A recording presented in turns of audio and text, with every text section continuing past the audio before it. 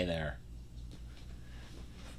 My name is Mr. J3T, aka Big Sexy, aka the World Class Badass, aka Chocolate Thunder with a Caramel Swirl, aka Black Lightning with a Peanut Butter Filling, aka the Man of the Century, aka the Kentucky Cannon, aka Big Daddy Long, aka DJ Big Head because I'm a DJ by association, aka your favorite YouTuber's favorite YouTuber, aka the cream in your coffee, aka the franchise, aka let's see what else, the Mad Dog, aka the Demigod, aka did I already say the Kentucky Cannon?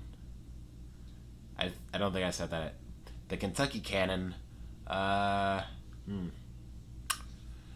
the guy, aka the dude, aka the man. What's a new one today? What's a new one? Oh yeah, I forgot. AKA guy with glasses. What's a new one?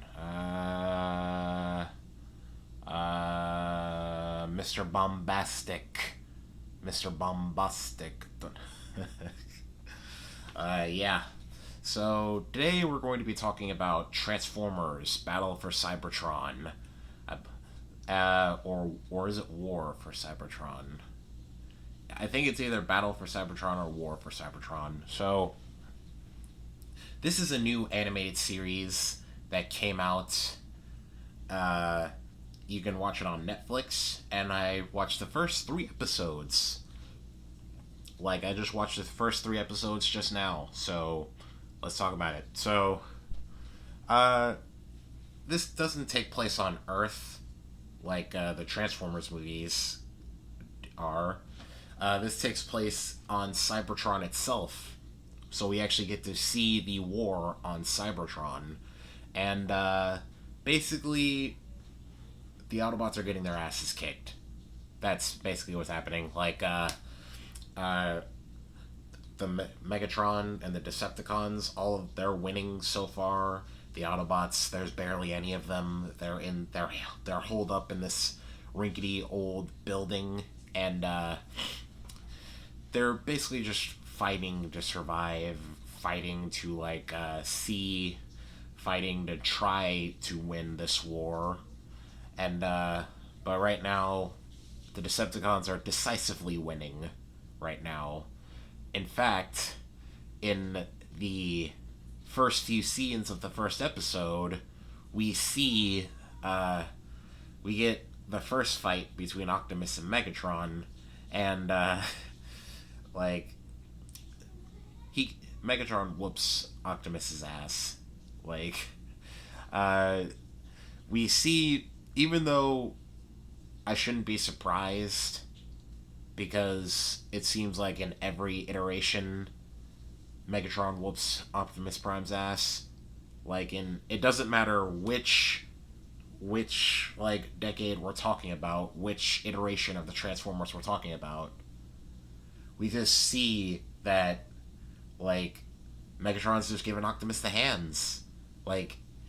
Optimus can't handle Megatron's fade. Jesus. He isn't ready for Megatron's smoke. It just seems like every time we see it, Megatron is just giving Optimus the hands. And while I'm watching that, I'm just like, where's the Optimus from Optimus Prime? Where's the Optimus from Transformers 2? Where, Optimus is in the forest fighting 3, I think it was 4, three Decepticons in the forest, kills one of them, injures the other, and he's just holding his own against 3 Decepticons. Where's that Optimus? Where's that one? Because he always seems to, just get destroyed.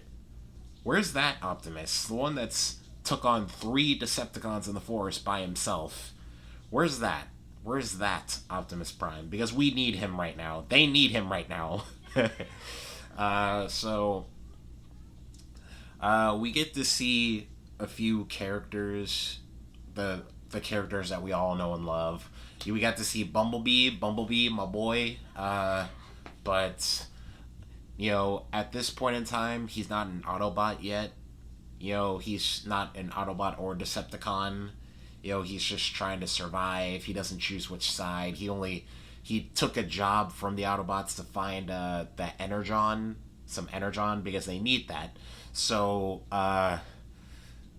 he only took that job just to get paid, to survive, basically. But we all know he's gonna eventually become an Autobot. I mean, come on. We all know that. We all knew. But one design choice that I found weird is that they gave him devil horns. Like, they gave him these weird little devil horns. I don't know what that's all about, but that may just be a design choice. So, did I explain the story? I guess I should explain the story. So, what Megatron's after. So, Megatron is after the Allspark, right? Because he wants to reprogram all Autobots. And, he basically wants to reprogram them, turn them into Decepticons to end the war.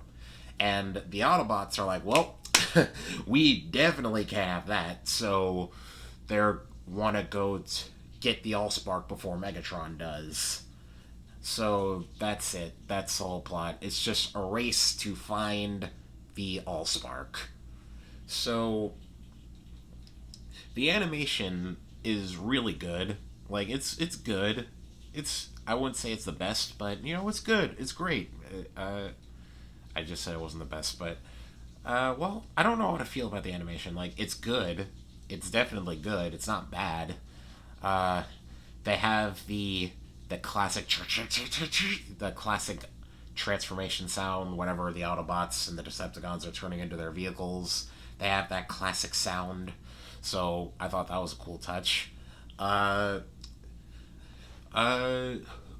actually found myself kind of, I wouldn't say rooting for Megatron, but I do find myself, like, I get his point, because, like, all the stuff that he says, it's like he's not wrong when he's like talking to the people of Cybertron, right?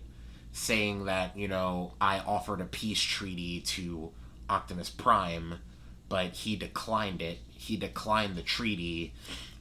He's not wrong. He did offer Optimus Prime a treaty. He did offer all of them a treaty, so he's not wrong.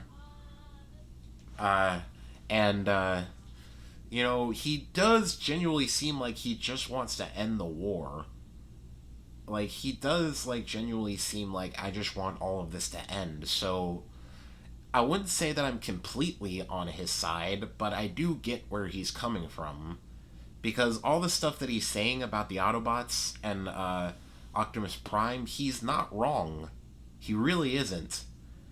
I actually, like, found myself kind of agreeing with him on some points. Like, yeah, like, he did offer Optimus Prime and the Autobots a treaty, but the Autobots declined it. So, like, I just get him, I like this version of Megatron because I get where he's coming from. I'm conflicted, because I know that the Autobots are the good guys and the Decepticons are the bad guys, but I see where he's coming from.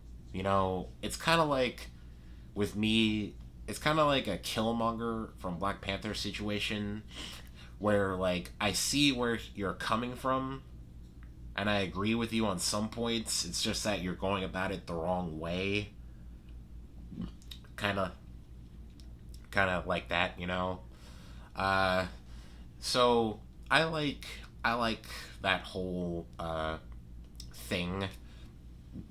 We also met JetSpark, I believe that's his name, and I think we're gonna see a possible redemption arc from him, because we see how the Decepticons are starting to get more ruthless and just starting to murder, and we're possibly gonna see him do a little bit of a face turn, try possibly siding with the Autobots. We see Starscream with a little slithery little backstabber that he is. Yes, Megatron, you're so great. But behind his back, he's like, look, Megatron is weak-hearted. He's just so fake. Starscream is just so fake. Like, he is just always just slithering in the background, just saying like, I'm gonna rule this place. But as soon as Megatron comes in, he's like, oh, Megatron, my lord. Yeah, he's just so fake, man. And just slimy. Just, as soon as he walks into the room, all you just see is slime. Just this slimy little creep. Ugh, just slimy. He's kind of like, what's his face, from Mortal Kombat, I forget his name, the sorcerer from Mortal Kombat,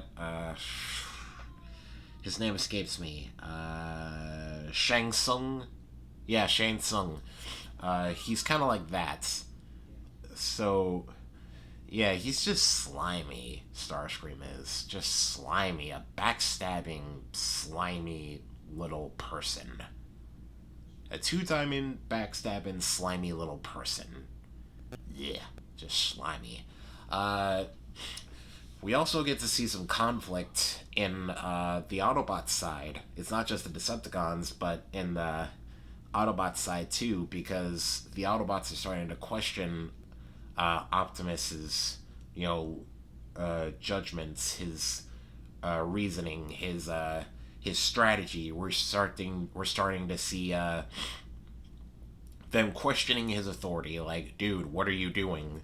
Like, we're barely hanging on there as it is. Why are we risking our lives for a myth, basically? Because at this point, they don't know that because nobody knows that the Allspark is actually real. All of them think it's a myth. So they're like, why are we wasting resources and our lives to chasing after a myth?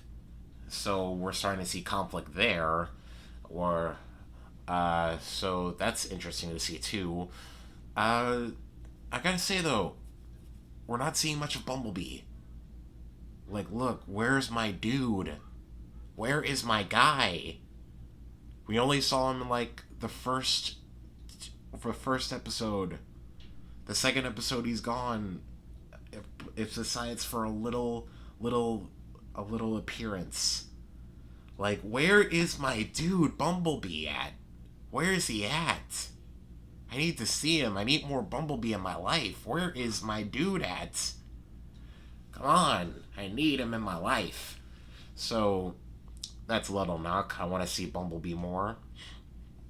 I want to see him help out the Autobots, because I know he's going to eventually go on the Autobot side. So, I want to see my boy Bumblebee. I just want to see my boy Bumblebee, okay? And the show won't let me see him. Let me see Bumblebee, okay? Let me see him. I love him. You see that? You see this? See that right there? That's love. This is love. I just want to see my boy. But other than that, it seems like a good show so far. We get conflict, we get some action, we get to see how ruthless the Decepticons are with the Autobots. Because as soon as they see an Autobot, they just kill it. We see this whole little this area where with Spikes and just Autobots just hanging there, just this little purple oil stuff just leaking on the spears. Like, it's honestly, it's kind of sad,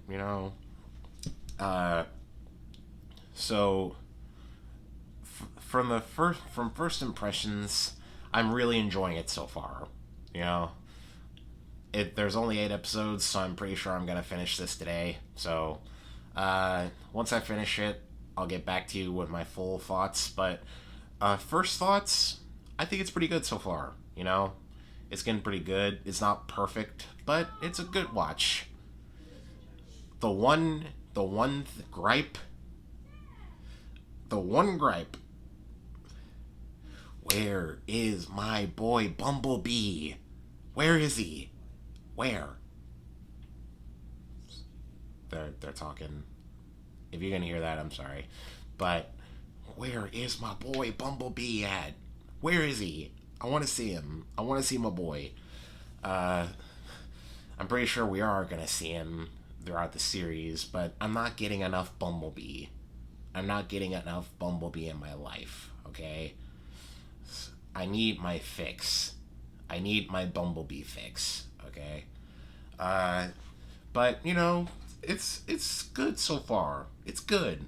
I'm gonna knock this out in a day because I think there's 8 episodes, so I'm gonna watch the rest of it. I'll be back with my full thoughts on it. But so far, it's good. Animation's good. The voice acting's good. The story's good so far. It's starting to get interesting. So, yeah. I say it's good. So far, I give it a thumbs up. It's good so far. So, that's about it. Just my quick thoughts. If you like this video, give it a thumbs up. And if you really like me, if I'm saying, if you really, really like me, then how about you consider subscribing? Because I'd really appreciate it. Why don't you commit to the channel and commit to me, because I will commit to you. Deuces.